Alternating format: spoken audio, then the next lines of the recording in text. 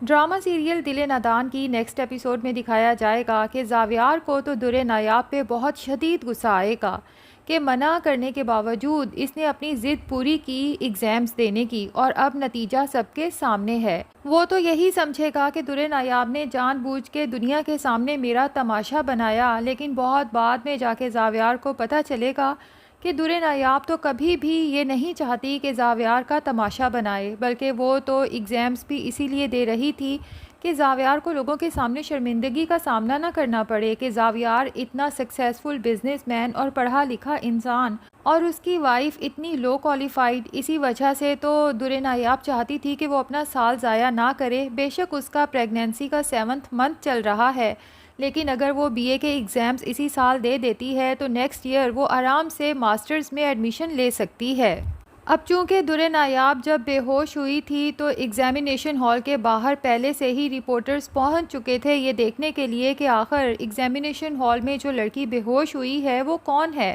اور زاویار کے وہاں پہنچنے پہ ظاہر ہے کہ رپورٹرز کو پتہ چل جائے گا کہ یہ لڑکی کوئی اور نہیں بلکہ اس شہر کے نامی گرامی بزنس مین زاویار کی وائف ہے، تو یہ خبر تو ہر جگہ جنگل میں آگ کی طرح پھیل جاتی ہے۔ اب زاویار رپورٹرز کو تو ان کے کسی سوال کا جواب نہیں دیتا، البتہ در نایاب کو لیتا ہے اور فوراً اسے لے کر ہاسپٹل پہنچ جاتا ہے۔ اب زاویار چونکہ در نایاب سے کہہ دیتا ہے کہ تمہاری حرکتیں تو میرے لیے ناقابل برداشت ہو چکی ہیں، اس لیے میں نے فیصلہ کر لیا ہے کہ میں اس رشتے کو مزید نہیں چلا سکتا، جلد ہی میں تمہیں طلاق دے دوں گا۔ اب زاویار کو تو در نایاب پہ یہ غصہ اس وجہ سے ہے کہ اس کی ماں نگار بیگم اور تانیہ نے خوب آگ لگائی ہے کہ در نایاب کی ایگزامینیشن ہال میں بے ہوش ہونے کی خبر سوشل میڈیا پہ ٹاپ ٹرینڈنگ میں جا رہی ہے، لیکن جلد ہی زاویار کو پتہ چل جائے گا کہ بے شک یہ نیوز ٹاپ ٹرینڈنگ پر جا رہی ہے، لیکن زاویار کی برائی بن کے نہیں بلکہ اس کی مزید اچھائی بن کے،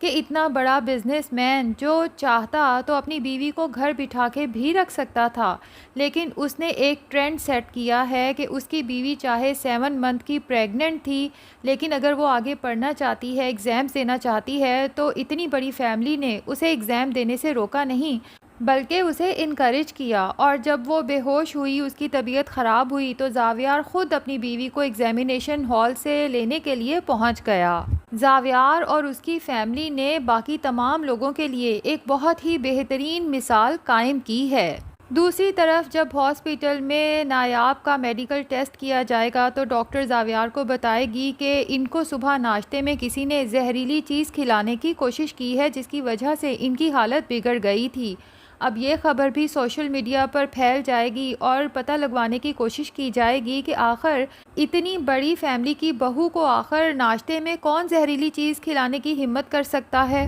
اور اس رپورٹ کے بعد تو زاویار کو خود بھی بہت زیادہ تشویش ہوگی، جو ابھی تک در نایاب پر غصہ کر رہا تھا اب اسے پریشانی لاحق ہو جائے گی کہ آخر گھر میں ایسا کون ہے جو در نایاب اور زاویار کے ہونے والے بچے کو جان بوجھ کے نقصان پہنچانا چاہتا ہے۔ اور اس طرح سے زاویار کو یہ آئیڈیا بھی ہو جائے گا کہ در نایاب جو بہت زیادہ پریشان رہتی تھی، ڈرتی تھی، اور زاویار کو بھی بارہا یہ بتانے کی کوشش کی کہ میرے اوپر جتنے الزامات لگے ہیں وہ کسی نے جان بوجھ کے سوچی سمجھی اسکیم کے تحت لگائے ہیں۔ در نایاب جو گھر آنے کے بعد بے ہوش پڑی ہے، زاویار کو اسے اس حالت میں پڑا دیکھ کر بہت تکلیف ہوگی اور وہ در نایاب سے معافی بھی مانگے گا کہ اسے بہت پہلے در نایاب کی باتوں کو سیریس لینا چاہیے تھا اور اس کے لیے مزید فکر کرنی چاہیے تھی، لیکن الٹا اس نے در نایاب کو ہی ڈانٹ کے چپ کروا دیا کہ میرے گھر میں ایسی سازشیں نہیں ہوتی۔ اس لیے اس بار زاویار در نایاب سے کہے گا کہ جو کچھ بھی ہے اس کا ذمہ دار مجھے لگتا ہے کہ میں ہی ہوں، کیونکہ اگر میں تمہاری باتیں پہلے ہی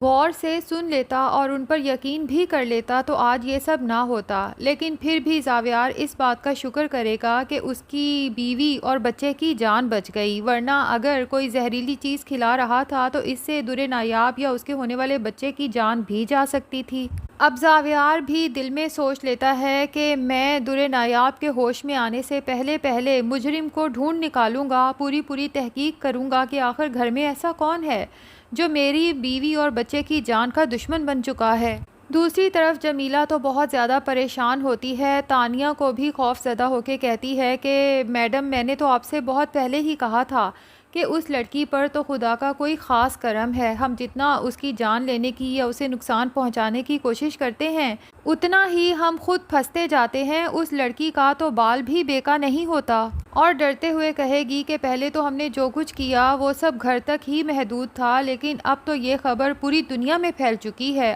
اب تو زاویار صاحب اس بات کی تحقیق کروا کے ہی رہیں گے۔ تانیہ بھی تھوڑی خوف زدہ تو ہو جاتی ہے، لیکن بہرحال وہ جمیلہ سے کہتی ہے کہ اگر تم اپنا منہ بند رکھو گی تو ایسا کچھ نہیں ہوگا، اور اپنا منہ بند رکھنے کے لیے جمیلہ کو ایک بہت بڑی رقم بھی آفر کرتی ہے۔ لیکن جمیلہ بھی اس دفعہ تانیہ کی باتوں میں نہیں آتی اور اسے ہی بلیک میل کرنے پہ اتر آتی ہے اور اسے صاف سنا دیتی ہے کہ فی الحال تو میں اپنا منہ بند رکھ سکتی ہوں، لیکن اگر پولیس انویسٹیگیشن کرنے آئے گی تو پھر میں چپ نہیں رہوں گی اور آپ کا نام سب کے سامنے بتا دوں گی کہ بے شک زہر میں نے دیا ہے، لیکن مجھے یہ کام کرنے کے لیے آپ نے ہی کہا تھا۔ اب تانیہ تو جمیلہ کی باتوں سے کافی خوف زدہ ہو جاتی ہے، اس لیے اسے کافی زیادہ پیسے دے کے لمبی چھٹی پر بھیج دیتی ہے کہ فی الحال تم یہاں سے چلی جاؤ، جب معاملہ رفع دفع ہو جائے گا تو تمہیں کام پہ واپس بلا لیں گے۔ اب زاویار اپنے طور پہ تمام گھر والوں سے تفتیش کرنے کی کوشش کرتا ہے اور سب کو یہ بھی بتا دیتا ہے کہ اگر مجھے مجرم نہ ملا تو مجبوری کے تحت مجھے یہ معاملہ پولیس کے سپرد کرنا پڑے گا۔ تو سب سے پہلے تو زاویار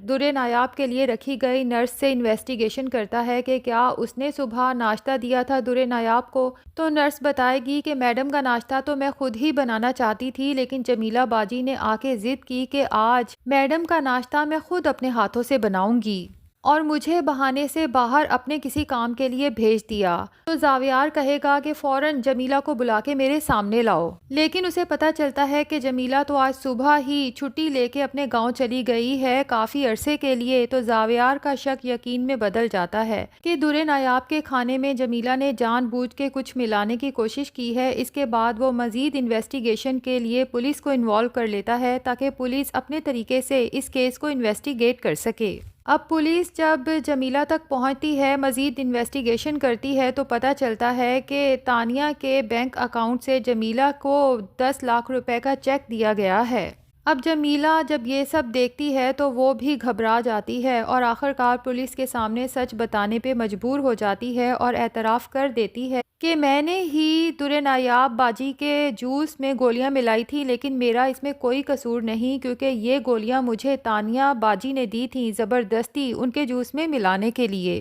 اور اس کام کے لیے تانیہ باجی نے مجھے بہت بڑی رقم دی تھی، اور باجی نے ہی مجھے کہا تھا کہ فی الحال میں گھر سے غائب ہو جاؤں، گاؤں چلی جاؤں، جب معاملہ ٹھنڈا ہوگا رفع دفع ہوگا تو وہ مجھے واپس کام پہ بلا لیں گی۔ اب مزید انویسٹیگیشن ہوگی تو ایک ایک کر کے سارے راز کھلتے جائیں گے۔ جمیلہ یہ بھی بتا دے گی کہ 50,000 بھی میں نے ہی نایاب باجی سے مانگے تھے، اور یہ بھی میں نے تانیہ باجی کے کہنے پہ ہی کیا تھا۔ دراصل تانیہ باجی در نایاب باجی کو تمام گھر والوں کی نظروں میں برا بنانا چاہتی تھیں اور انہیں زاویار صاحب کی زندگی سے نکالنا چاہتی تھیں، حالانکہ در نایاب باجی سچ میں بہت اچھی اور معصوم ہے، انہوں نے کبھی کسی کا برا نہیں چاہا۔ تو ناظرین کیا لگتا ہے، کیا تانیہ کی ساری حقیقت سب کے سامنے آ جائے گی کہ وہ در نایاب کو جان بوجھ کے تنگ کرتی تھی اور جنید سے بھی ڈائیورس اسی لیے لینا چاہتی تھی